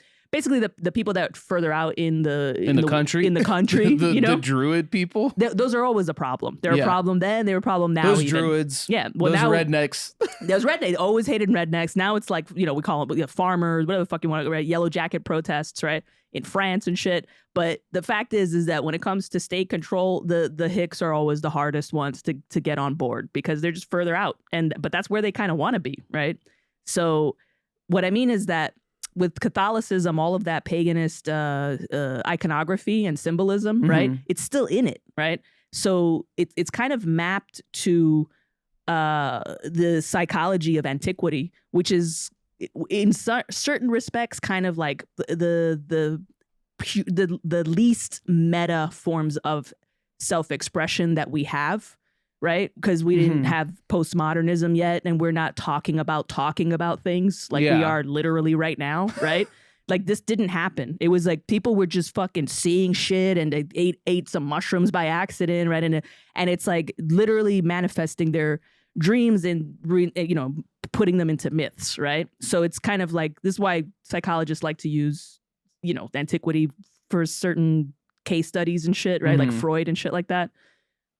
So in that sense, what I mean is when you read a story and then there's Catholicism behind it, right? I find it good still because I know that that's in there. So it's not, they can try to control narratives and they can try to make you see things a certain way. But if you know what to look for, you can see what's actually there symbolically, is what I mean. Yeah, I don't disagree with that. Yeah, I'm also I don't believe in God. I think Jesus, fuck Jesus. Yeah, I know. Fuck him in the pussy. I don't give a fuck. I had a recent like similar thing where it's something I was a fan of for a good portion of my life, and then I found out recently I heard that it was possibly all like Jesus related, but I didn't really believe it. It's the Juggalos, ICP. Yeah. Their music. Yeah. We did their book, ICP Behind the Paint. I mean, and it's great. Are they they're Christian? Aren't they newly Christian? No. They're retarded. I mean like really. I don't. Violent I'm J. disagreeing. I love them. Violent J and his brother truly believe they saw God whenever they were a kid. Like God walked into their house. Philip K. Dick is like my favorite example is like he like got super high on LSD and was like, I saw God. God is a pink light, and by the way, I'm Catholic. Great. And it's like, wait, what? Whatever. The pink light and the okay. Yeah. And so him and his brother believe that God walked into their house whenever they were children, told them everything would be okay without speaking, and then walked out. Like they're dedicated, and all of their music are like the Joker cards. It's like 6 mirrors that reflect the evil back onto yourself, so you can like make yourself better. The Dark Carnival is God. Yeah. Like it's wild. Yeah. Whoa. Yeah. But then the symbology of that is, if you really look into it, it's pretty clear that these are entertainers who tapped into this experience of growing up basically in sort of like a trashy gangland, dangerous kind of environment, right? And that they didn't belong in it though, right? Like when you grow up in something like that, did you grow up in a bad neighborhood? No. But when you grow up in it, well, okay, it's like being a jock, but you like reading. You know what I'm saying? So it's like, you know what I mean? Like you are in it, right? But you're not of it. Yeah. And so you need some kind of outlet, right? And it's like gangster rap's not gonna do it because then that makes you don't vibe with that because you don't want to be. It's not you don't want to be, but you're just not that. Maybe you're more sensitive. Maybe you have something else, And so I think ICP is one of those outlets, right? It's like you parody gangland, right? You make it it's like clownish, it's silly, right? And it's like, and then you have an outlet for your own violent urges in a way that's more creative and interesting and artistic, right?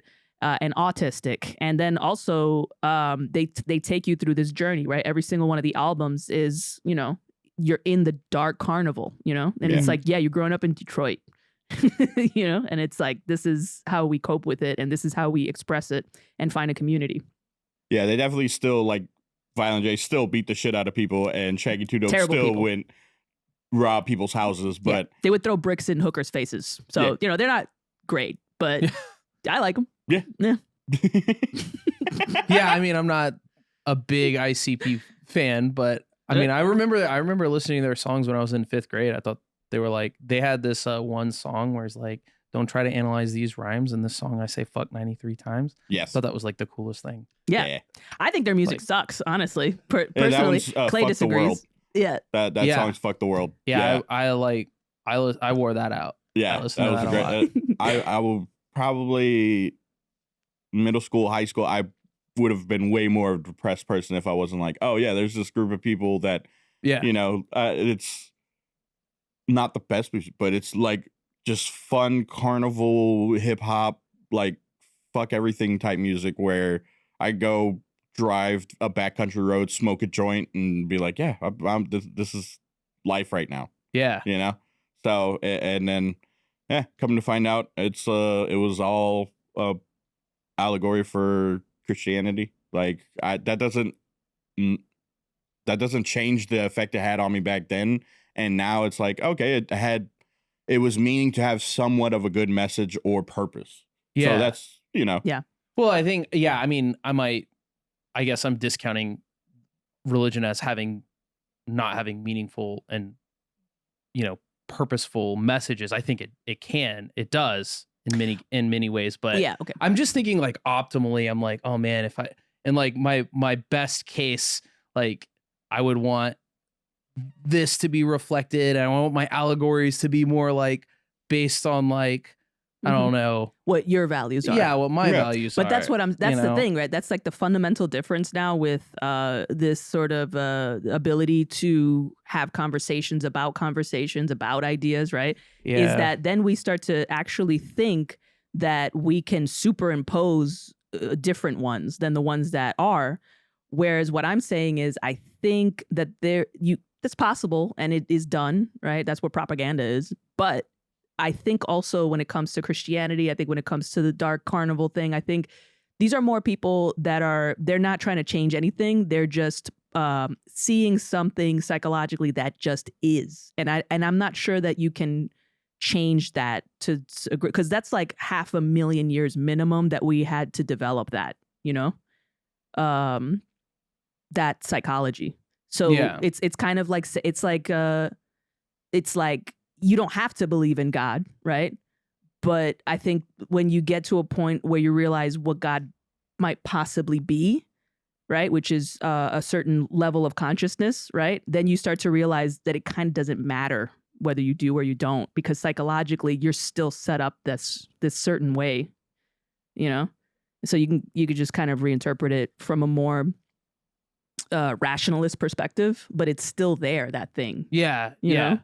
That awareness, that part of you, right? That's seeing you, that perceives itself, right? No, sorry. Well, yeah. No, there's darker shit to it too, right? There's the fact that we still regularly engage in human sacrifice to some degree, right? Like fucking Jewish pogroms and ethnic cleansing and fucking all that shit, right? Yeah. So there's darker parts of us that we're still doing it, and we're just going through the motions of we're still these fucking things, that would throw babies into the fire and like, maybe it'll rain tomorrow, like we're still that. We're just a little more aware of, Well, yeah, it's like we have access to information now. Like we still are that. Like literally genetically, we're no different from that. Like we haven't evolved over the course of a very short. It takes a very long time to evolve. So we are still that. But like, I would hope that even though we are that, we have access to things that those same versions of us at a different time that didn't have access to things like information and absolutely, learning. And it's like, I would hope that we'd be able to like move past that. And also like to go back to the allegories, like just have some different kinds of allegories. Yeah, I get it. It's always stories. Fucking Jesus shit. Like, come on, like, or just take an older, weirder, like actually don't like co-opt the paganism and then make it Jesus and then have an allegory on that. Just actually have an allegory on the paganism. Like that could be fucking dope. Well, but a lot of the paganism is where the human sacrifice is coming from. Well, yeah, I mean, but then especially the Dionysian one. I mean, that would be sick. Like as long as we're that's not sick. I mean, like no, in literary terms. No, but it's never just literary, right? This is philosophy, also, right? This kind of crosses over into like. I don't get philosophy. I don't get philosophical. I just get. I don't know how to be philosophical. This is where the jock comes crack out the 40s. I don't know how to get philosophical. This is where the jock comes out. This is like, where the weed fuck the comes out. philosophical message. Yeah, I just want to see the story. Literally, literary and jock. I don't do the philosophy, and I don't do the jock anymore. I just do the comic books now. Yeah. Well, I just think that there's like Nietzsche, right? He. No, listen. I don't fucking read Nietzsche. This is where she goes smart, and I'm not going I'm smart. on your level. Listen, Thank you. I need not smart. You can look it up on YouTube. Okay, there are YouTube videos about this. It's Melissa Explains the Classics. No. There's more. But Nietzsche and Dionysus, right? Nietzsche, the foundation of his shit started with the birth of tragedy, right? And that was Dionysus, basically, right? So he's like Dionysus, you know? So basically what he goes, this is it. I'll give it in 3 sentences, okay? He goes, Socrates fucked everything up with this scientific optimism about pursuing truth, right? Damn. It started with him, right? He's like, there's something. Don't pursue truth. Yeah, no. But this is why, right? He goes, there's something wrong with German society right now. It's faded. It's degenerate, right? People have lost hope. And so he's like, I think what happened was it started with the scientific optimism, right? Because making the statement that like we should be optimistic about finding fundamental truth discounts the reality that there's a possibility that there is no fundamental truth, right? So that you use all your scientific tools and you get to this point where you're trying to get away from the void of ignorance, right? The blackness of nothingness and not knowing. And then you end up right back there, right? Because then you find out that there's a larger circle of knowledge that's beyond your access. Yeah. Right? I mean, I think that's discounting the not larger circle. So like discounting the not larger circle? Yeah. So you're like, you can always ask more questions, right? But you have certain questions that are answered. Mm-hmm. So it's like, well, I'm not saying he's not fallacious, right? I'm just saying like, so you get to this point, right? Where people once again realize that there's no meaning to anything. Yeah. Right? No. Again, right? And yeah, I saw everything everywhere all at once too, man. I saw that shit. But if you read the simulation theory, right? If you read simulation theory, where you realize like, are we in a simulation, right? We don't even know anymore, right? Yeah. Quantum theory has been a letdown because now I think recently they came out with a thing saying like, oh, what M theory. Yeah. Yeah, they've moved on past string theory to they've M had theory. To. Yeah, because now they think that like everything that we've been observing under the microscope with quantum theory may just be shadows from another dimension. So we're not even seeing anything. We're just projections. Right. And then when you look at mathematical, portrayals of like infinity or these fractals that go on forever, no end to it, right? So you get this sense more and more that it's like, what the fuck are we in right now, right? Is it even possible to know, right? So now we just get to the point where it's like nothing means anything. And we never knew anything to begin with and everything was just kind of an illusion. And we've improved quality of life, but we haven't improved our experience, you know? And so... yeah. Maybe. Look around you, right? Look at the shit that people are putting up their assholes on OnlyFans, right? It's like people are fucking losing it. But we're not sacrificing babies. Are we not? We kind of are doing that too. We are, but maybe yes, we are. But our media sometimes ignores it. So there's that. Well, yeah, at least we can control the narrative. So at least I can just lie and say we're not killing babies as an American. Yeah. Your tax dollars aren't killing babies. But let me finish this. Say that. I'll finish this thought. So Nietzsche was like, okay, Christianity can't save us because Christianity is like some pussy ass religion. They're not going to do anything. It doesn't help us transcend ourselves. It's going to only hurt us, right? So we got to get rid of, like, what do we do without science or Christianity? And he goes, Dionysus, right? It always goes back to Dionysus. It goes back to that. So then Dionysus is the archetype, is like his foundation or one of them for developing the idea of the Superman, the Ubermensch, right? Yeah. That's what the Nazis incorporated into their ethno-state. You know what I mean? Yeah. So what I'm saying is like if you go back to a belief system, right? It's like you don't always know what the end result is going to be. You know what I'm saying? Yeah. Christianity is the closest we have to sort of a spiritual experience that is self-contained, where the only thing that you're obligated to do is just like get a handle on yourself, right?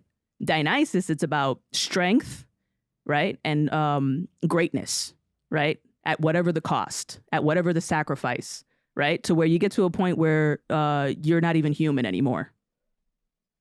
You see what I'm saying? Yeah.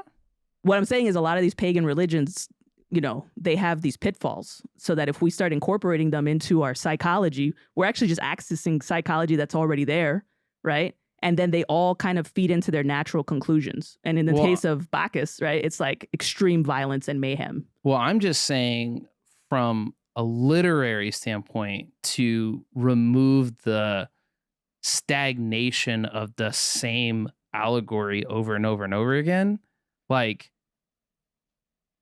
changing our narrative structures along with changing our allegories would just it may make for better plots. It's possible. That's all I'm saying is like, so, when you every single time, it's like, I mean, how many books have I'm just thinking on my past experience, like how many books have I read and how many times have I pulled down the curtains and it's just like Christian allegory. It's like, okay, that gets fucking lame if you do it over and over again.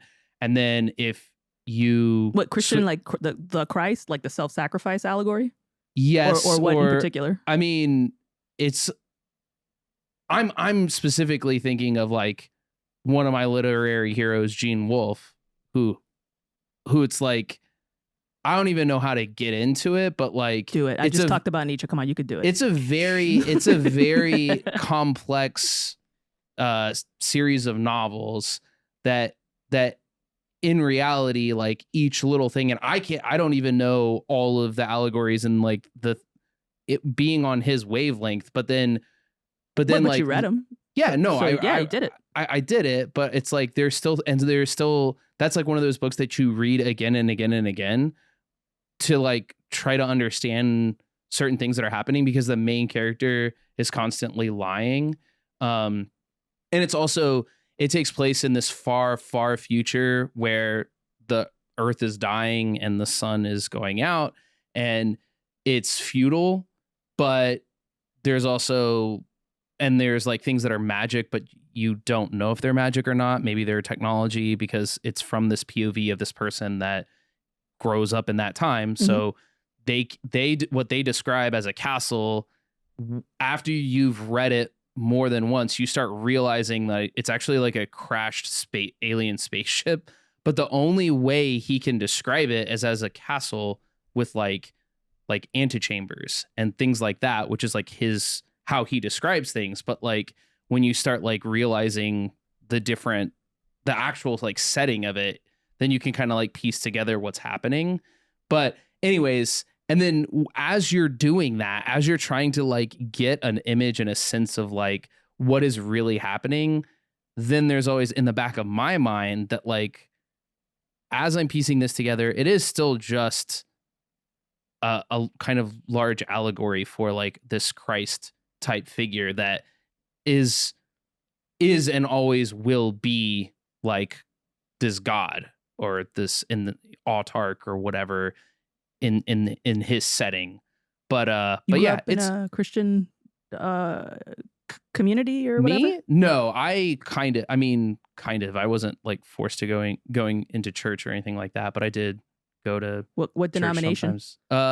Mostly Methodist, and I went to a Catholic college, so I am. So you're sorry. Yeah. It's a lot of sorry. Yeah, I had a Catholic wedding, which nice. Okay. I didn't know at the time that like it was like a cult kind of thing. Like it has like cult-ish vibes. Totally. Like when you like kneel down and shit. Yeah. Like when you're getting married, you're like, and I'd never been to a Catholic wedding before my own, and I was like, well, this is fucking weird. Mm-hmm. I've been to a Santeria dead lady's birthday. That sounds sick. Yeah. They had her fucking, I talked about this already, but they had her like a life-size puppet of her in a rocking chair. Oh. Yeah. That's I didn't know this was going to happen. Like how long had they been dead for? I don't know. I have no idea. I didn't know what was going on. This guy was like, hey, you want to come to my grandma's birthday? Yeah. So I showed up to the projects in New York City, right? I go to I think it was in the East Harlem. And then I go in there and it's just late. He's like, say hi to, the puppet. Yeah. And then they had somebody. I had to kneel down. I had to give her an orange. And I had to ring a bell over my shoulder. And that's weird. That's crazy. That's cool. Yeah. Like, dude, like that allegory for that in whatever I want to read next. I want like it to be like what are the values? Why is that being done? And like, can I get some sci-fi stories about that? They have. Sick. They're starting to make sci-fi because that's basically the Yoruba religion in Nigeria. Yeah, I think it's predominantly there, and it's basically that Santeria comes from Cuba because a lot of the slaves that got taken to Cuba were from that tribe in particular because they started to get lazy at that point and they were just taking people just from the same area. They weren't trying to do the mix and match anymore. They were just like, let's fucking throw. So then they all managed to keep the language and the religion to a large extent. So it's kind of identical. And then you go to Nigeria, same thing. So if you look up their belief system, I think they've already started to make comic books, graphic novels, and movies and stuff based off of the Yoruba pantheon. That's sick. And I'm here for that. Yeah, they have. sure. I'm huge mythology buff, like in general. They have Neil Gaiman's Norse mythology. That's actually super dope. That's the last book that I read by Norse him is fucking awesome. Well, I haven't read that, but yeah, it's awesome. He's mentioned it in other books. Yeah, the Norse mythology book is great because he tells stories from the ancient Eddas that like people nowadays don't even reference, like the one where he Odin farts as a giant eagle in the other in the frost giant's mouth.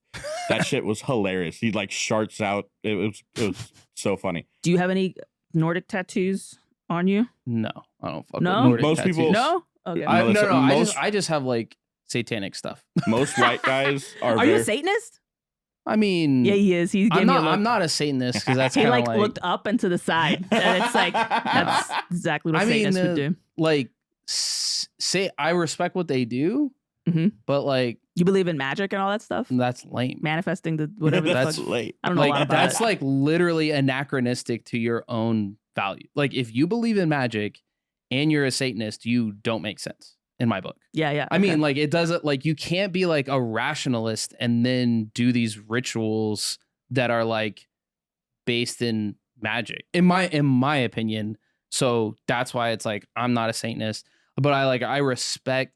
Well, I mean, it depends on what kind of Satanist that you're talking about. That's are you what talking I say, about? because there's the are you talking about the temple, or are you talking about the church? If you're talking about the church, fuck that. That's fucking. Yeah. I feel like those people. It's the same. I don't agree with. Like the you're about temple, to say something worse, but you held back. Don't hold back, man. The church part is the opposite side of the same coin as Christianity, basically. Yeah. It's just like it's a joke. It's a joke. Yeah. It's like you can't say that you're a rationalist and that you believe in magic. Like you just can't. You can't be an atheist and do all of this stupid church shit. Like, but you are can't. Satanists atheists? The Satanic Temple, they are. Yeah. Okay. So I'm like, I rep satanic imagery. I appreciate all of the allegories that they have because, like, that allegory is like more of like Prometheus type allegory. It's also it's a rebel. It's like the bringer of light, or it's that's Dionysus too. Yeah, it's like that's a dope like, I don't know, ideal. Like, go against like authority and like spread information. That's dope. And then sometimes if you're like Prometheus, you get fucking punished for it, and that sucks. But if you're Satan, like maybe you literally like are the flip side of the coin. So that's like kind of dope. Like in a way, you could be saying he's doing God's work. Yeah. I was reading something about Prometheus. He's supposed to be some kind of allegory for a person who discovers a thing and then is punished for it, is kind of like the guy that discovered the nuclear bomb. Yeah. That's like Promethean. Yeah. Yeah. Because now he's tormented by it. Yeah. Yeah. That's perfect. I mean, it's a good story. I mean, it's super, super old. I mean, it's one of the oldest. I'm sure. I think Sophocles wrote a play about it or something. I'm sure there's like older incarnations of it, but like it's I mean, even that's what they call Frankenstein is the modern, like it's the modern story Prometheus is called Frankenstein, the modern Prometheus. So. Yeah. Well, yeah. At that time, when was Frankenstein written? It was like early 1800s. Yeah, early 1800s. Yeah. At that point, it was still like Enlightenment era, so they were drawing a lot from antiquity and from like Greek tragedy and all that stuff. Yeah. And everybody was well aware enough of all those stories, like Prometheus and stuff, to where you could just say, you can market it that way, and it was like super cool. Yeah. Yeah. We don't have that now. You try to do one of your books, you're like modern Prometheus. People are like, whoa.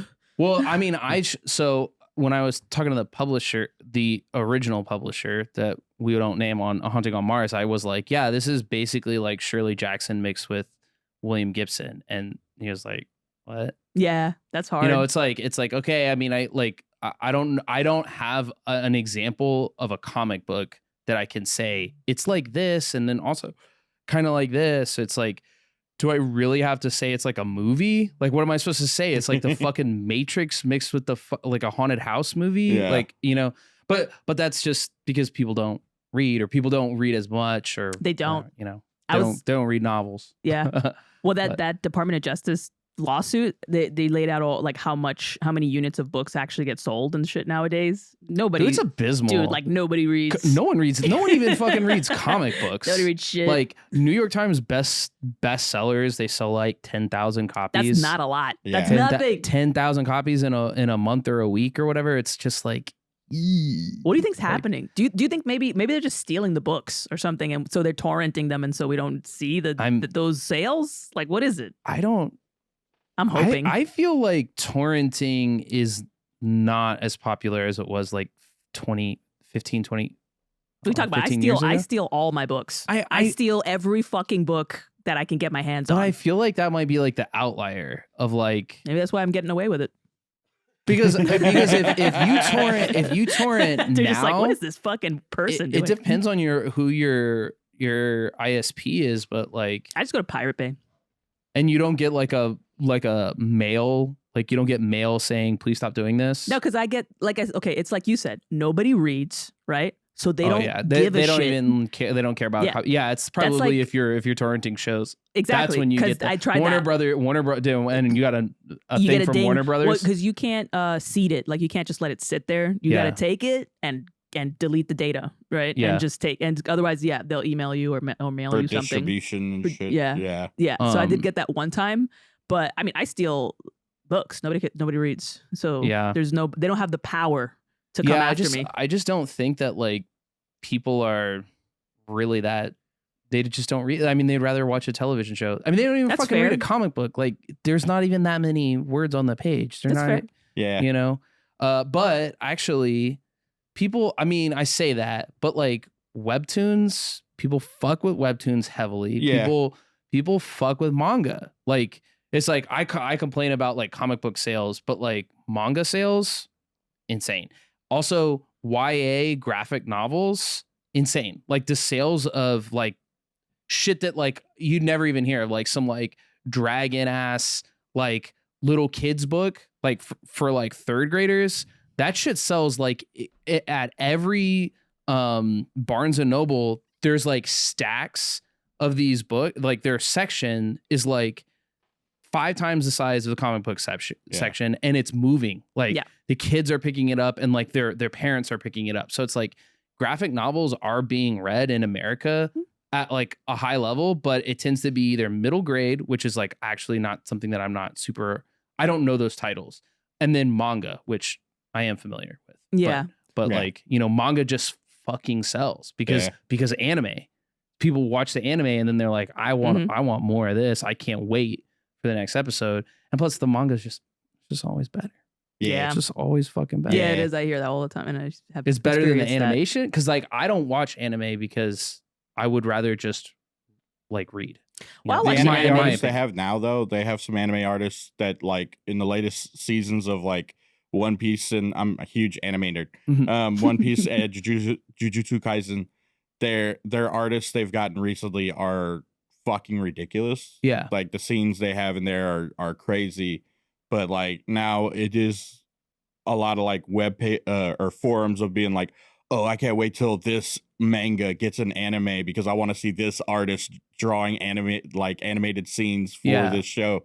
So it's like you have a mix of like the anime nerds who only watch the shows of being like, oh, but this manga I know is going to have an anime eventually. And once they get this artist or this director on it, it's going to be wild. So there is like a crossover where there isn't like, the comic books in America, we don't have, it's becoming more with like Invincible and shit like that. It's becoming more prevalent. Yeah. Where it's like the adaptations are like actually good. Yeah. So is Attack on Titan one of those? Because I liked it. Yeah. Attack on Titan. Yeah. That was a big, like, whenever the animation was coming out, the fight scenes, people were like, "Oh, this is gonna get nuts," because having the final fights and everything between the Armor Titan and all that shit, that they were like, "Yeah, this is gonna be some wild visuals." But yeah, with Invincible and all the other ones that are coming out, hopefully that builds it back up, like brings people back to like, oh, let's go read these old. Maybe they're gonna make a Black Hammer show. That would be fucking. That'd be sick. Wild. I actually like literally, like you said, like I have examples of what you said happening where someone watched the first season of Invincible, a friend of mine, and then I had been reading Invincible for years. And I just never, I got to like, I don't know, issue like 90 or some shit. And I just never like finished it. And he was like, like 3 weeks later, he was like, oh yeah, blah, blah, blah happens. And I was like, what the fuck are you talking about? And he had like finished it. And I was like, oh shit, I need to like actually, because like this dude who just, I was like, you should watch this show because I've read the comic and I know the show's gonna be good. I watched an episode of it. And I'm like, it's improving. It's actually better than the comic. Yeah. I mean, a straight adaptation, like the first arcs of the comic, it's better in the show because they were able to retroactively fix things like it's like his best friend being gay. It's just like, just make him gay. They made him straight. Yeah. And they fixed it. Yeah. Like, no. Oh, sorry. What? No, like they had him like in the comic. He like dates Amber or something like that. It's like, it just didn't like his arc just seemed like, oh, by the way, I'm gay in the comic. Yeah. And then in the show, it's just like, he's just a gay person from the start, which is just how it should have been. Yeah. And then they just made things better. They like shortened things and expanded on other things. And it's like, a small, like it's actually probably better. Yeah. I mean, I think I'm not sure it's necessarily, I used to think it was a bad thing people don't read as much, but all the manga and the anime and all, I mean, that stuff is all great, right? And people consume it and those are still stories. Yeah. And I don't know if do you guys ever see this video that was going around Instagram, like a clip from like Kurt Vonnegut or some shit. He was talking about like why people maybe don't read as much. He said it's because the way the novel was written, the classic American novel or whatever, was you were meant to kind of be stuck indoors during the winter. You know what I mean? So then it would be this way to kind of interface with an individual, right? And have this connection, this moment. Yeah. That would be really special. And it'd be this great story and all that stuff. And so that's what made reading special, right? Was this situation where you would be stuck indoors. It'd be the winter and you're just reading a book. Isolated. And it's kind of perfect. It's a perfect medium for books.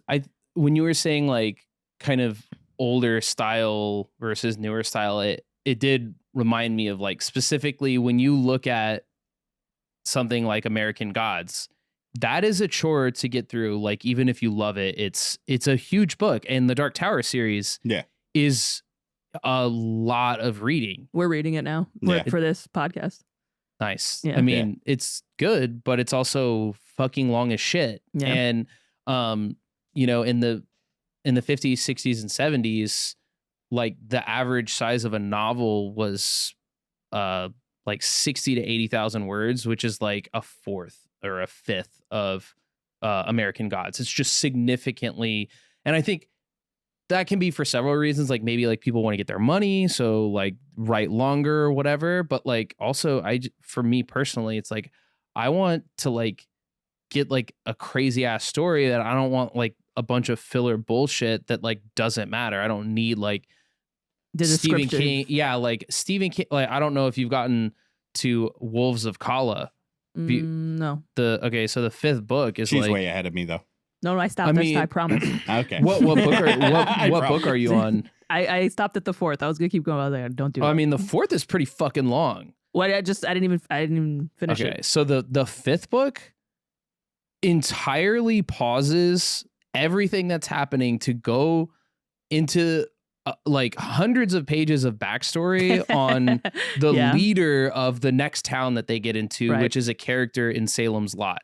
And he just randomly leaves Salem's Lot. He's a priest, and he loses his faith in Salem's Lot and then runs away from the vampires. Yeah. Which is like, I read this out of order. I read Salem's Lot significantly later after I read that book, but it's like his backstory is like could be longer than all of Salem's Lot, and it's just like. But what about flashbacks in movies and stuff? I mean, that's cool. Like a flashback in a movie is like lasts like 5 minutes, but like hundreds of pages for a character that's not even Fair enough. a main person in the fucking series. I'm gonna tell you something. Don't read Moby Dick. Oh. Yeah, I'd be like, I don't give a fuck about whales. I don't give a fuck about. Yeah, because I read that shit and he goes back to just talk about the history of whales. Yeah, their representation throughout hundreds of years of history, and just all of these fucking details. It like the story, the actual full story of Moby Dick could be a chapter. Okay, this fucking book, it's like it's ridiculous. I hear he's like teaching you how to like rope shit on like a. He's like the history of knots, and it's just, and it leaves you on these cliffhangers. It's like, and then the native Queequeg almost harpooned the whale and it got away. But first, let's discuss the history of pubic hair braiding within the native tribes, the Lagovos, in the Galapagos Islands, and it all began in 1254 when the first European colonizers encountered the pubic hair braiding, and you're just like, what the fuck is going on right now? I remember my grandma had an old version of Moby Dick, and like in front and back, it's like diagrams of ships, and shit, like saying like this is the stern, this is the bow, and shit. I'm like, this is more of like a teaching tool of how to go whaling than an actual story. Yeah, by the end of it, you are a whaler. You can whale, go whale. So yeah. Yeah, I learned. Yeah, he goes off into ships and shit. Yeah, it's that. Yeah, I'd to make a story basically just like a how-to book on something that just gets weird. Like, it's like, what am I, fucking Eagle Scout? I'm trying to read a fucking story. But here's what I think is gonna happen. Right, people aren't gonna read books, but what will happen, and it's probably gonna affect you as a writer, is like you're basically gonna have to become an influencer, right? And that's because that's the only way to make up for that lack of connection, right? That you could get it with a book. I know, we all hate it, but we got to do it. OnlyFans. They're doing it with journalists. Show my butthole. Yeah, show your butthole. It's the kind of the quickest way to get internet. They got easier ways. You could like step on cake. Do you have good feet? I mean, they're all sided up, but yeah, maybe that's a thing. Like, maybe that's a thing. Like, people want somebody's got to have that as a kink. Yeah. Your feet are tatted up and your torso's tatted up. Yeah. And that's it? Weird. No, and I have a full back piece. And you get a full back piece. Yeah. Which is like Satan killing Christ or some shit like that. No, it's just a classic Baphomet. Yeah. It's classic. It's Baphomet with his legs crossed at the shrine thing. Yeah. Yeah. Can we see it? Okay. Can you send us a picture? I'm going to look up your Instagram. I'm just going to put it on there, right? Just go to Tony Hundal. You're gonna tell me later. Yeah, you see my butt. Just go to Tony Hundal's Instagram, and it's on there. It's pretty recent. Well, I mean, he doesn't post a bunch of pieces because he usually just does like full back pieces. Mm-hmm. So nice. What about what's your Instagram? Can you plug that real quick? Yeah, it's at Chappy Zach. Chappy Zach. Hell yeah. CHAPPY. Yeah. ZACH. And I'm Zach Chapman. Zach Chapman. I wrote A Haunting on Mars. I wrote Kaiju It's really Blues. good. This is, actually, I didn't get to give you any, whatever but it's really good. It drew me and I want to read the rest of it. I don't know how to get it. How do we get the other issues? We'll figure it. Oh, okay. Well, I will send you a review copy of all of the rest of the series, and then I'm going to be kickstarting it at some point because I have the rights back now. Nice. So I will be kickstarting that, and then also Kaiju Blues, that's going to be kickstarted this summer, and I got the Spellslinger and House of Blood, which I will just basically be always available to sell and whenever you do get those Kickstarters going, let us know. We'll have you back on to do Kaiju Blues and the rest of Haunting on Mars whenever you do those, and we can help promote that. Hell yeah. Yeah, I'll behave next time. No, she won't. Oh wow. That's it. Very pretty colorful. sick. That yeah. is. Yeah, I actually imagined. I didn't picture you would have. I didn't think you would be the type to get color, like full Technicolor. Yeah, I thought it was gonna be like red and black, a lot of shading. Me too. But like, yeah, that's I'm crazy. like, this is good. make it as colorful, like make him like a peacock. Yeah, Yeah. I like all the burning skulls on your ass cheeks. Yeah. Oh, thanks. That is a hilarious part of it. It kind of has it gets a new meaning whenever you fart or something. You know? Well, yeah. Like, if I light it. Yeah, you that'd be it. sick. Skulls are like. Yeah, I just have 2 tattoos, real simple spot right here and one right here. I was thinking of doing a back piece, but I'm like, I was gonna get our logo on my back. Yeah, but it takes time. It takes a I lot only of time. have this one, and I'm getting it removed. So, Dang. Rest in peace. What is that? This? I never asked you. Oh, this is a pretty basic bitch tattoo. It's not really anything. It looks like a heart. It's a bass clef and a treble clef, and they're just in the shape of a heart. Oh that's man, kind of it. what does that mean? Do you ever get people ask, "Oh, what does that mean? Yeah. What does your tattoo mean?" Nobody knows how to read, so they don't know musical notation either. But they don't ask me. They just think it's a heart. But I was in a band. I played in a band for like 8 years Oh, cool. professionally, and Nice. yes, that's right. I'm one of the top Guido players of the East Coast. Nice. So just so you know. I didn't know you even play instruments, so we have a lot to talk about. Yeah, I'll come and bring one on. It's the corniest fucking instrument you'll ever see in your life. It's those scrapers. You know the scrapers? Yeah, Yeah, I play that. I'm really good at that. that's cool. That's dope. That's not I mean, at least anything to you brag weren't like about. I'm like low key. I'm in the ska band. That would have been sick. Actually, this kind of is a ska band of Puerto Ricans. Yeah, That sounds it's the Puerto awesome. Rican version of a ska band. that sounds sick. That but- is great. Yeah, so I got this because it was a good time of my life for growth or whatever the fuck. Man, Yeah. that's so Some meaningful. bullshit like that. Yeah, Fucking gay ass shit but like that. but now you're like getting rid Me? of it. Now I'll keep it. Sick. You talked me into it. You didn't say anything. All right, listen. Yeah. Right, we're good. This is we've been talking for a while. I don't want to hold you Yeah, guys up. we're coming up we- on time, I'm sure. Yeah. It was great talking with you, Zach. Haunting on Mars it's a dope start. It's And good. I'm sure it's gonna be like, yeah, whenever we get the rest, I'm looking forward to reading the rest of it. Awesome. Thanks, man. Thanks for having me. And yeah, we'll definitely have you back on. Everybody, thank y'all for listening. If y'all have any questions or any emails or anything, then turtlereadspod@gmail.com. Follow us on Spotify and YouTube, Creek and Cave Studio YouTube page. And yeah, that'll be all. Melissa, Thanks, Clay. thank you. Thank you, Zach. Adios. Thanks, Zach. Thanks Later, for having everybody. me.